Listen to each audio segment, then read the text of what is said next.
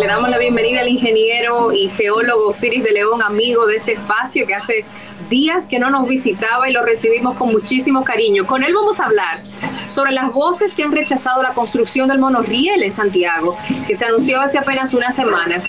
¿Cuál es el impacto ambiental de una obra de esta envergadura? Vamos a hablarlo con el conocedor de estos temas, el ingeniero Osiris de León. Bienvenido, ingeniero, ¿cómo está usted?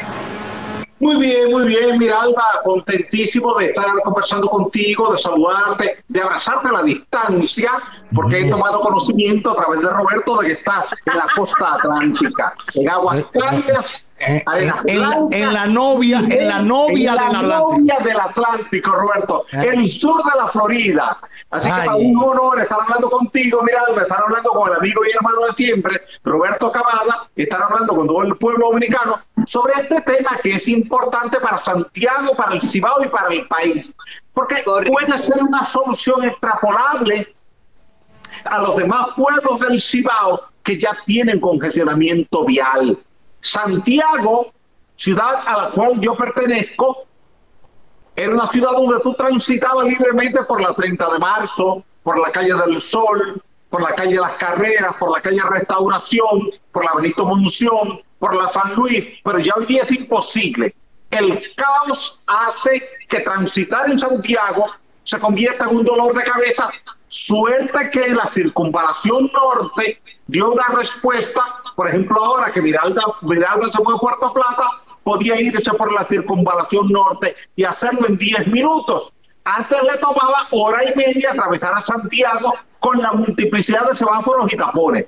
Eso ha obligado a que se comience a pensar en una solución de transporte masivo de pasajeros. En este caso, este monorriel, que viene comenzando en la zona de Rapey, en Cienfuegos, toma la avenida Tamboril hasta la avenida de Circunvalación, desde ahí se va hacia el sureste hasta llegar al ensanche Bermúdez, desde ahí entra al casco histórico de Santiago, en la Junta Central Electoral, en el Cuerpo de Bomberos, y toma dos ramales.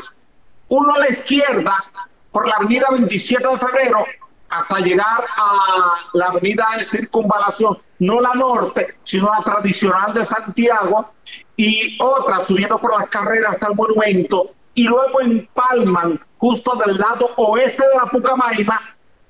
Desde ahí se va hasta la Universidad UTESA, hacia el sur, y desde ahí toma hacia el este, hasta llegar a lo que es la zona del Centro Español, y ahí termina.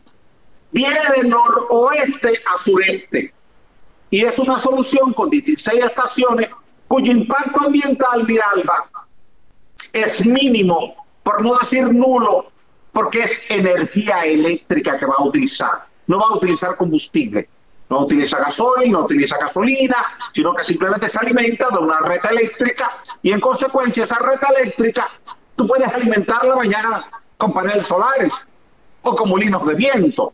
En consecuencia entran en la sostenibilidad ambiental de energía renovable.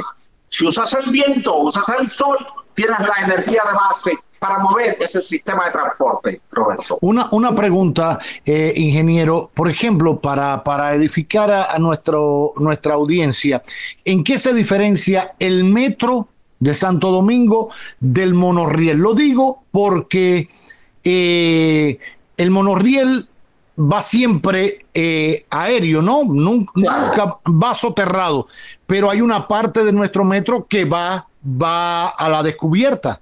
Claro. Buena pregunta y buen tema. El concepto en Santiago es monorriel por las condiciones geológicas de Santiago. Y ahí entramos en el tema tuyo de Miralba y mío, la geología. Exacto. Donde salen, Rafael, tú tienes gramas, arenas y arcillas. No puedes hacer un túnel. Sigues por la avenida de Circunvalación, estás en grama, arena, arcilla, no puedes hacer el túnel. Cuando entras al ensanche Bermúdez y al casco urbano, al centro histórico, estás en arcilla. Tampoco puedes manejarte el túnel. Cuando tú lo comparas con el metro de Santo Domingo, observa bien que el túnel del metro de Santo Domingo está en la roca caliza. Pero cuando tú llegas a Villamella, donde terminó la roca caliza y lo que tienes es esa arcilla calcárea, tuviste que salir a la superficie e irte en superficie, porque las condiciones geológicas te obligaron. Si Santiago tuviera una roca caliza como Santo Domingo, tú pudieras optar por una tunelación como en Santo Domingo. Si Santo Domingo fuera todo arcilla y grava y arena como Santiago, en Santo Domingo fuera todo superficial tipo monorriel. Es el esquema de sustentación de la estructura de soporte de ese riel lo que va a definir si tú lo llevas en superficie o si tú lo llevas en el subsuelo. Donde tú tienes una roca buena, autoportante, que tú excavas un túnel y el túnel no colapsa, tú te vas con el túnel. Por ejemplo, para orientación del público que te sigue, toma el túnel de la Ortega y Gasset. ¿Dónde termina? Termina en la José Contreras. Sí. ¿Por qué termina en la José Contreras y no termina en la Correa y Sidrón? Porque la roca caliza termina en la José Contreras. Yo participé en los estudios para ese túnel. Sí. Si la roca hubiese seguido hasta el malecón, hubiésemos seguido con el túnel hasta el malecón. Y en el malecón tú le pones un distribuidor de tráfico en abanico, uno hacia la derecha, otro a la izquierda, y conectas con el malecón. Y podías ponerle una salida cerca de la Correa y Sidrón en la roca y empalmabas ahí. Pero no, las condiciones geológicas no te lo permitían. En esto, normalmente, las condiciones geológicas te imponen una camisa de fuerza. Tú no tienes un puente en Sanssouci, sino un flotante, porque las condiciones geológicas no te lo permitieron. Cuando hicimos el estudio en el año 87, después de Balaguer haber contratado hacer ese puente o un túnel como alternativa, no se pudieron hacer ninguna de las dos cosas. Ni el puente ni el túnel, porque lo que había era lodo hasta 150 metros de profundidad. Y bajo esas condiciones no era viable una estructura autoportante.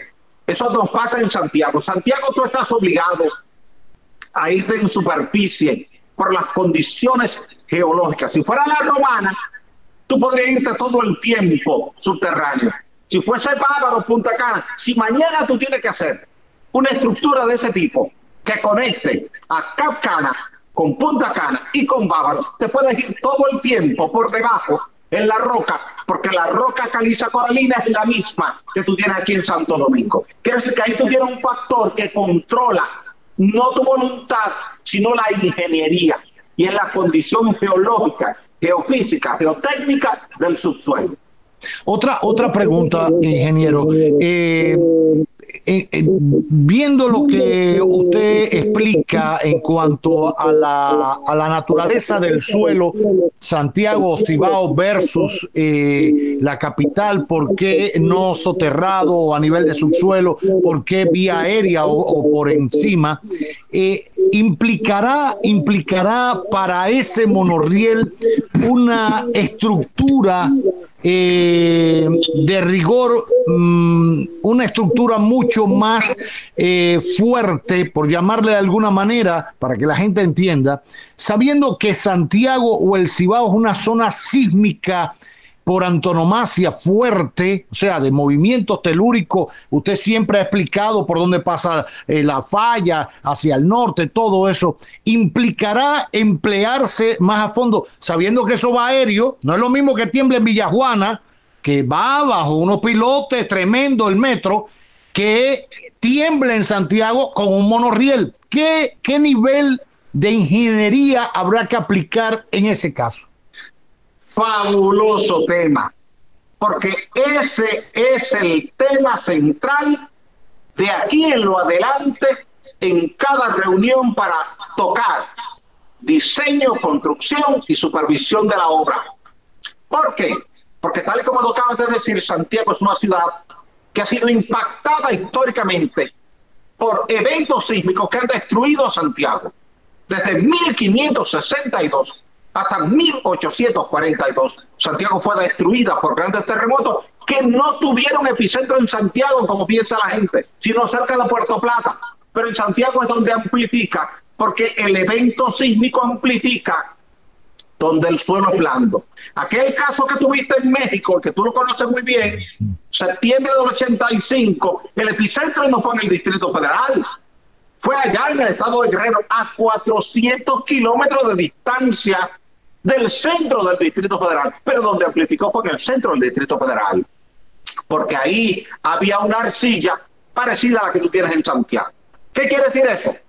Que cuando tú ves el evento sísmico de Haití, 12 de enero del 2010, con un suelo parecido al de Santiago, tú ves lo que pasó en Jacagua, de Santiago, la primera ciudad, 2 de diciembre de 1562, lo que pasó en mayo de 1842 con el terremoto de Cabo Haitiano, que destruye a Cabo Haitiano, pero destruye también a Santiago por el tipo de suelo. Eso implica que cuando tú vas a evaluar cada estación donde vas a poner cada pilote, no la estación de subir pasajeros, sino la estación de soporte, el pilar, tienes que evaluar el suelo en esos 30 metros, desde la superficie hasta esos 30 metros de profundidad, ver la estratigrafía, medir la velocidad de propagación de las ondas sísmicas de corte, y en función de eso, ahora tú diseñar una estructura que resista un terremoto de magnitud 8.1, que es el máximo terremoto que tenemos registrado en nuestra isla desde que se llevan registros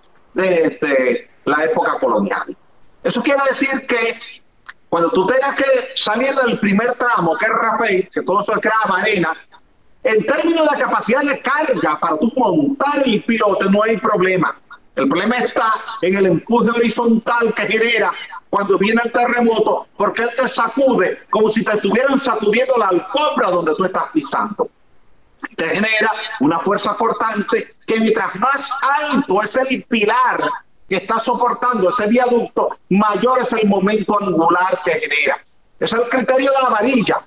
Recuerda que cuando tú eres muchacho, tú podías mover en tu cuello una varilla de 2 metros de largo, pero un pedacito de varilla de la longitud de tu dedo no la puedes doblar. Y es el mismo material, es la misma varilla, pero es un tema de longitud. A mayor longitud, mayor facilidad de flexión. Es lo que usa el chofer de camión cuando se le pincha un neumático, que él coge un pedazo de tubo, lo entra al gato para subirlo, porque multiplica la fuerza. Ese es un efecto de momento angular que se te da cuando ocurre un terremoto, se sacude el suelo, y en la medida en que la estructura es más alta, el momento angular superior es mucho mayor. Y tú tienes que anular ese momento angular alto en el diseño, poniendo un sistema de reacción que anule esa fuerza. Entonces tú o pones un sistema de pilotes con un cabezal que neutralice eso, o usas aislamiento sísmico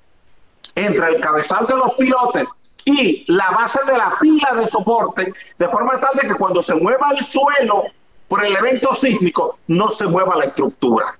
De esa manera hay un aislamiento sísmico, y aunque tú tengas un evento sísmico de magnitud 8, 8.1, como el del 4 de agosto de 1946, la estructura no se resiente y no falla. Quiere decir que el aspecto central en el diseño y la construcción de esta estructura superior es el evento sísmico de mayor magnitud que tú puedas tener en la costa atlántica, donde está Miralba hoy día, y que se amplifique en la ciudad de Santiago. Recuerda que tenemos 14 fallas sísmicamente activas, pero solamente 2 tienen capacidad para grandes terremotos. La que está en la costa atlántica, al norte de Puerto Plata, y la que pasa aquí al sur de Santo Domingo, que también pasa por Barahona, por Duvergé, por Jimaní, por Puerto Príncipe, y fue la del terremoto del pasado año en Haití, en agosto. Quiere decir que esas 2 fallas son las que tú tienes que considerar en el análisis de la respuesta sísmica del suelo